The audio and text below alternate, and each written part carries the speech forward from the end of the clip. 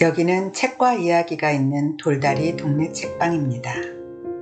우리가 무심코 겪는 현상 중에는 의외의 법칙이 존재합니다. 유명한 인물의 깊이 있는 강연보다 사건 사고를 보도하는 뉴스 속보가 훨씬 더 강력하게 집중이 되고 더 머리에 잘 남는다는 사실 알고 있었나요? 설령 그 사건 사고가 나와는 전혀 상관없는 것이라고 하더라도 말이에요. 특히 부정적이고 불안감을 조성하는 사건 사고에 대한 보도는 특별히 집중하려고 애쓰지 않아도 문장이 통째로 잘 이해되고 머릿속에 쑥 들어와 버리는 경험. 거장의 작품을 책으로 읽는 것보다 드라마로 볼 때 훨씬 더 잘 공감되고 순간적으로 탁월한 집중력을 가질 수 있는 이유는 무엇일까요? 장문의 글로 읽을 때에는 그 내면의 구조와 갈등, 그리고 전체적인 스토리라인을 놓치지 않으려 의도적으로 집중해서 읽어야 하지만 드라마는 굳이 내면을 생각하지 않아도 외부에 나타나는 가벼운 내용만으로도 쉽게 설득되고 이해가 잘 되기 때문이라고 합니다. 사람과 사람 사이에도 더 쉽게 이해되는 것은 내면의 심층적인 모습이 아니라 단편적인 행동과 말투로 만들어진 드라마적인 모습입니다. 그리고 안타깝게도 누군가를 드라마로 이해할 때에는 설령 후반부로 가면서 의외의 반전이 있다고 하더라도 일단은 초반 몇 장면만으로 그냥 쉽사리 각인해버리게 됩니다. 그리고 이런 드라마적 스토리의 경우 상대방의 모습이 긍정적일 때보다는 부정적인 모습이 조금이라도 보였을 때 더 강한 자극으로 기억에 무게가 실리게 됩니다. 이것은 쉽게 각인되는 부정적 정보 혹은 드라마적인 요소라고 말할 수 있습니다. 내면에 다가서서 전체를 통찰하는 것은 매우 어렵고 오랜 노력을 필요로 하는 일입니다. 그렇기에 많은 사람들은 사안의 본질적인 모습을 보기 힘들어하고 쉽게 머릿속에 들어박히는 순간적이고 부정적인 요소에 휘둘리며 겉으로 보이는 드라마적 모습만 볼 뿐 더 이상 대상을 깊이 이해하려 하지 않습니다. 그러나 이에 비해 다른 사람에 대한 공감 능력이 발달되어 있는 사람은 상대방의 내면을 이해하려고 노력하는 경향이 있습니다. 그리고 그런 사람들일수록 감정 에너지의 손실을 많이 겪게 됩니다. 돌다리 동네 책방에서 오늘은 조금 특이한 책 이야기를 곁들일까 합니다. 그 사람은 왜 나를 아프게 할까? 상처받는 나와 상처 주는 너를 위한 심리학이라는 부제가 붙은 이 책은 특이한 소재의 인간 분석 방법을 사용합니다. 이 책에는 다른 사람의 에너지를 빨아들이는 사람이라는 뜻으로 에너지 뱀파이어라는 용어가 등장합니다. 그리고 그들에게 에너지를 빼앗기는 사람들을 엠패스라고 칭합니다.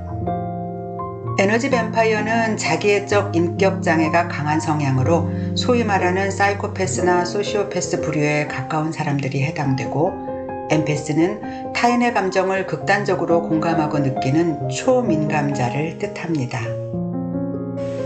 엠패스는 타인의 감정을 극단적으로 내 것으로 받아들이기 때문에 다른 사람의 아픔과 힘듦을 깊이 이해하고 공감하는 특징을 가졌으며 심지어 초능력과도 유사한 하이퍼 공감 능력을 보이는 사람을 말합니다. 이러한 극단적인 감정 초민감자 엠패스는 최근 몇몇 지지자에 의해 새로운 정신세계의 부류로 등장하고 있지만 우리에게는 아직 생소하고 약간은 불편한 것일 수도 있기 때문에 저는 이 내용에 전적으로 공감하거나 이를 인용하여 이야기를 풀어나가지는 않으려 합니다. 그러나 이런 극적인 분류로 통칭하지 않더라도 때로 내 주변에 있는 누군가가 정말 나의 에너지를 끊임없이 빼앗아가서 내가 견디지 못할 정도로 힘든다는 생각이 들었던 경험이 있기에 오늘 이 이야기를 시작하게 되었습니다. 에너지 뱀파이어와 엠패스에 관한 내용이 궁금하신 분은 이 책을 한번 읽어보시는 것도 재미있을 것 같습니다. 주변에 있는 수많은 사람들 중 어떤 누군가와 엮이기만 하면 이상하게도 기가 빨리는 듯한 느낌이 들 때가 있습니다. 같은 이야기를 해줘도 대부분의 사람들은 전달하고자 했던 그대로 이해하는 반면 꼭 한 번씩은 비틀어서 받아들이는 사람. 순간의 실수나 빈 구석을 교묘하게 기억해내고 매사에 그 상황을 빗대어 이야기하는 사람. 잘 거절하지 못하는 성격을 악용하듯 불편한 요청을 거리낌 없이 하는 사람. 그 사람의 문제점을 지적하면 오히려 자신이 피해자인 양 극단적인 반응을 보이고 분위기를 망치는 사람. 어떻게 보면 이런 부류의 사람들은 이 책에서 말하는 에너지 뱀파이어와 매우 유사한 모습을 보입니다. 그리고 타인의 감정에 깊이 공감하는 성향을 가진 사람들의 경우 엠패스적 모습을 보이기도 하지요. 공감과 이해의 과정에서 때로 자신의 에너지를 빼앗기는 느낌을 받기도 하니까요. 그러나 여기서 말하려는 이런 현상은 저자가 주장하는 에너지 뱀파이어와 엠패스의 정체와는 분명 차이가 있다는 것을 먼저 밝히고 싶습니다. 기본적으로 공감 능력이 발달한 사람과 그것을 악용하는 사람에 대한 분류는 비슷하지만 저자가 말하는 엠패스는 흡사 마블 유니버스에서 나타날 것 같이 환생이라든지 초능력이라든지 하는 정도까지 개념이 무한 확장되고 있어서요. 이 선까지 공감하기엔 제가 조금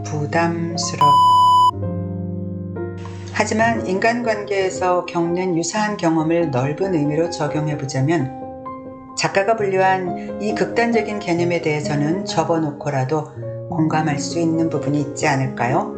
우리 주변에서 만나는 사람들 중 이런 사람, 함께 있는 것만으로도 에너지가 뺏기는 듯한 사람, 자기가 필요할 때만 연락하는 사람, 좋은 건 다 놔두고 꼭 어디선가 꼬투리를 잡아내는 사람, 내가 정말 힘들 때 하소연한 것을 약점 삼아 기억하고 있는 사람, 게다가 기억력도 참 좋아서 오래전 사소한 실수까지 꼼꼼히 끄집어내는 사람. 그런 사람과 어쩔 수 없이 같은 공간에서 일을 하거나 함께 소속되어 있어야 한다면 여기에 더해서 나 자신의 자존감은 계속 추락하고 계속 비슷한 상황을 겪다 보니 정말 내가 그 사람이 지적하는 것처럼 문제가 많은 사람이라고 느껴지고 그 사람의 불편한 요구 때문에 힘든 상황이 계속된다면 이 책에서 말하는 초민감자인 엠패스까지는 아니지만 다른 사람의 내면을 좀 더 잘 이해하고 공감하는 사람의 경우 타인의 내면에는 관심이 없고 필요한 경우에만 상대방을 관리하는 사람에게 자신의 에너지를 뺏기는 듯한 이런 괴로움을 더 심하게 겪게 됩니다. 시도 때도 없이 하소연을 해대고 불편한 부탁을 하기도 하고 그러면서도 내가 하는 이야기는 경청하지 않습니다. 이런 상황은 왜 일어나는 것일까요? 문제의 근본은 두 가지에 있습니다. 첫째, 긍정적인 모습보다 부정적인 모습이 더 잘 기억된다. 둘째, 내면의 모습이 아닌 외부로 드러난 드라마적 요소를 보는 것이 훨씬 쉽다. 상대방에 대한 공감의 노력 대신에 이렇게 쉬운 방식의 관계만으로 상대방을 관리하려는 사람들은 어디에나 있게 마련이고 그렇기 때문에 이에 반해 이해와 공감 개수가 높은 사람들은 쉽게 그들의 관리 대상이 되는 것이지요. 그렇다면 이쯤에서 우리는 한 번쯤 이런 문제를 생각해 보아야 합니다. 타인을 공감하고 배려하고 이해하는 행동. 이 지극히 선하고 인류애적인 성향은 과연 모두가 행복해지는 방법일까요? 불편한 대상과의 관계에서 항상 자신을 소진하고 상처받은 자존감을 오히려 자신의 부족함으로 탓하는 사람들을 위한 새로운 카드는 없는 것일까요? 의외의 연구 결과가 이 문제에 대한 다른 차원의 해답을 제공합니다. 인간의 신체는 우리가 생각하는 것보다 훨씬 더 정신적인 부분과 밀접하게 연결되어 있다고 합니다. 필요한 상황에서 적절하게 대응하거나 분노하지 않고 억누르기만 할 때 인간의 신체에는 놀라운 생화학적 반응이 나타납니다. 원래 인간의 신체에서는 고통을 느끼게 되면 엔도르핀이라는 화학물질이 분비됩니다. 그런데 몸의 통증뿐 아니라 극단의 감정을 억누를 때에도 인체는 엔도르핀을 대량으로 분비함으로써 정신적 고통에 무감각해지고 원치 않는 감정을 느끼지 않게 해줍니다. 그러나 이런 과정 속에서 만성적으로 엔돌핀이 과다 분비되는 경우에는 시간이 흐르면서 체내 포도당 대사에 악영향을 끼치게 되고 그 결과 제2형 당뇨병이 발생하게 된다는 놀라운 연구 결과가 있습니다. 파괴적 감성의 저자 데니얼 골먼 박사는 티베트 승려들이 건강한 식습관에도 불구하고 당뇨병 발생이 많은 것은 이런 이유라고 해석합니다. 데니얼 골먼 박사는 티베트어에 감정을 나타내는 단어가 없다는 점에 주목합니다. 티베트 세계에서는 문화적으로 감정을 나타내는 언어에 예민하지 않으며 심지어 이러한 점이 극대화된 티베트 승려들은 분노를 느껴야 마땅한 상태에서 오히려 공감하는 법을 배우고 분노를 인정하지 않습니다. 분노란 결국 학대를 당하고 있을 때 마땅히 보여야 할 반응임에도 불구하고 이를 억지로 억압하게 되는 것이지요. 이처럼 우리의 생각보다 정신과 육체의 연결관계는 훨씬 더 심층적인 것이라고 할 수 있습니다. 이러한 감정의 역학관계는 대인관계의 얽힘 속에서 힘들어하는 사람들에게 많은 것을 시사합니다. 타인을 공감하고 이해하되 자신의 에너지에 대한 소유권을 빼앗기지 않으려면 자신의 현재 상황을 보다 객관적으로 보고 상대에 따른 적절한 경계선 긋기를 통해 관계 자체를 바로잡는 연습을 할 필요가 있습니다. 내면의 형상은 타인이 쉽게 이해하고 접근하기 어려운 반면 겉으로 보여주는 부정적인 부분에 대한 각인은 매우 빠르고 오래 간다는 사실을 이해해야 합니다. 자신이 별 생각 없이 드러낸 가벼운 드라마적 스토리가 다른 사람들에게 어떤 반응을 가져올지에 대해 충분히 생각해보는 것이 중요합니다. 다수의 사람들이 자신의 내면을 깊이 분석하고 정확히 이해해줄 것을 기대하는 것은 어리석은 일입니다. 타인이 보는 자신은 자신의 본 모습이 아니라 보여지는 모습일 수밖에 없습니다.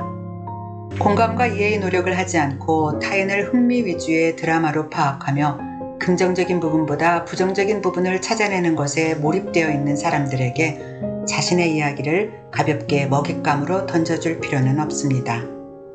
타인을 정상적인 관계로서가 아니라 필요에 따른 관리의 대상으로 이용하는 사람들이라면 말이지요. 필요할 때 정확히 거절하는 연습과 분명한 경계선 긋기, 그리고 스스로에게 충실한 감정 표출을 분명히 할 필요가 있습니다. 경계선을 명확히 하지 않은 공감은 자신을 망가뜨립니다. 상대를 명확히 해석할 수 없다면 나를 이해시키려고 에너지를 낭비하지 마세요.